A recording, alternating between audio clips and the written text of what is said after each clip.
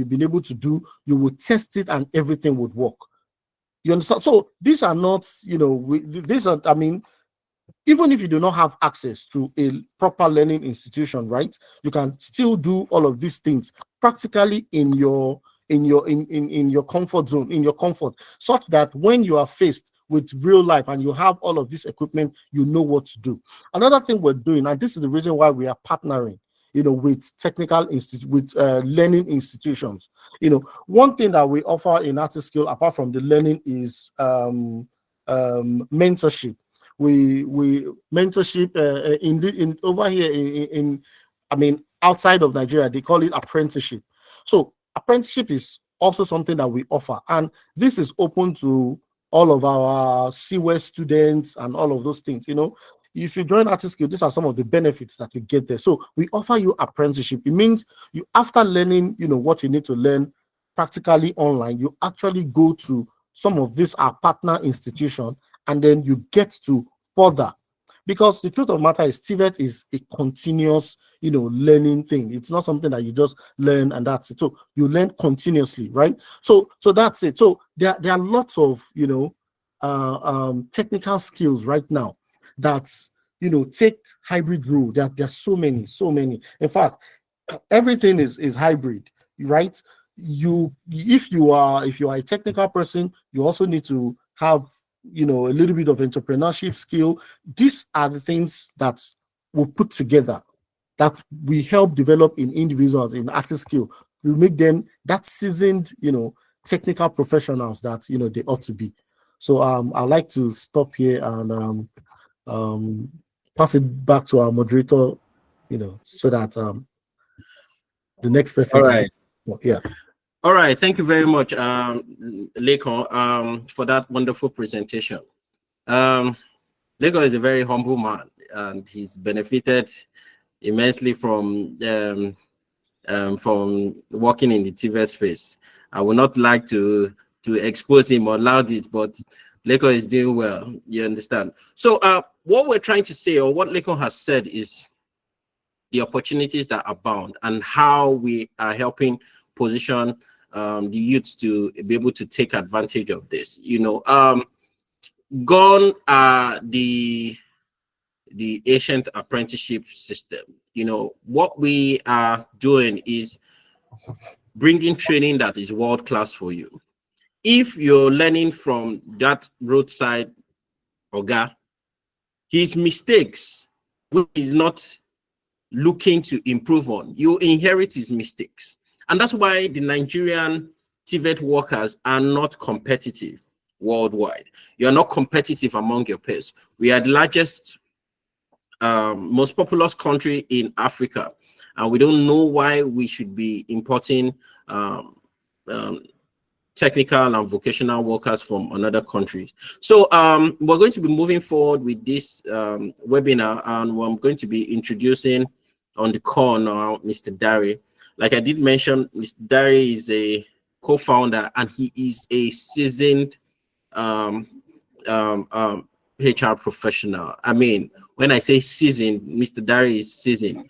He doesn't really like me calling his title, his official work title, but maybe I should just call it. In previous organizations that Dari has worked in, they usually call him the god of HR. So Dari, there's nobody that can tell you the advantages or what the industry is for TVET and vocational skill than Dari. So I'll be handing over to Dari now, and Dari will be taking over.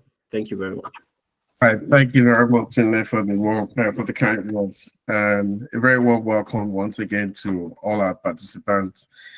We'd like to say a big thank you for making our time to join us in this discussions. I'm sure you have options of itineraries, but out of all your options, you had made time out to join us this afternoon evening in Nigeria. So thank you, and just to also highlight a few things why we exist as an organization. Artiskill. if you observe that TVET skills or career is stereotype. I mean, I will use the word skills, right? It's stereotype in Nigerian market, and one of the things that Artiskill is here to do is to help break that barriers. And how do we intend to break that barriers? We want to contribute to the strong awareness that's currently ongoing. I know there are a couple of efforts by the government and a few organizations, and especially the institutions like our current partner, the Federal Technical College of Federal Technical College, Akoka. Yeah, I mean they are all making huge contributions in helping to equip. I mean the youth who has showed interest in acquiring such a skill, right, as TVET. But there's still a lot to be done, and that's why we seek to exist. So just to give you an overview of the landscape in terms of the job market space, both in Nigeria especially, and then of course on the global lens, speaking from North America and a bit of Europe. Okay, so in the Nigerian market, as I did mention earlier, it's stereotype. Interestingly, there's a huge demand for it, huge potential.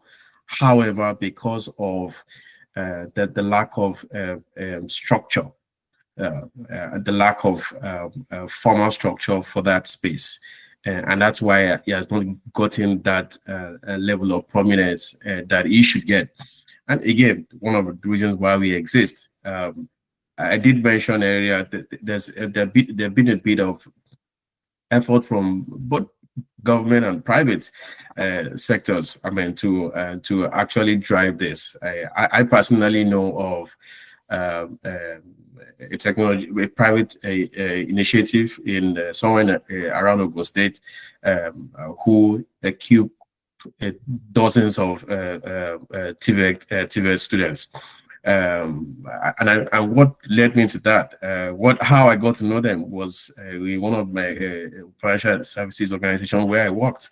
We're struggling to attract engineers who could work on cash processing machines. Very scarce talents in the market. Does it mean that there are no potentials to have people like that gain those skills? And I mean, that's how I got to know this organization. And we got there, and I was just trying to get some background around how they attract students. Guess what? It's the student that they have there are the ones who probably orphans who don't have any other options for education, and that they found themselves in such an environment. So again, I'm emphasizing the place of stereotyping because there's a lot of awareness that needs to go into that. So, but for the Nigerian market, like I said, because it's not structured, we're not aware that there's that heavy demand. There's a heavy demand for skill talents in the construction space.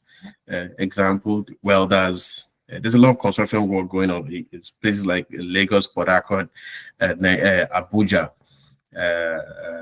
most of the urban environments. And it's inevitable not to need the plumber, a carpenter, project managers, right? In that space. But again, the leverage on those guys who probably dropped out or who don't have opportunity to school, who have just learned on that like shadowing, right? And then that's how they find themselves in those roles. Where, in contrast, in Western worlds, right, like in North America, Canada to be specific, where it's a big deal. And I give a very practical example. In an environment like Canada and the UK and a few other and the US as well. An engineer, right, would earn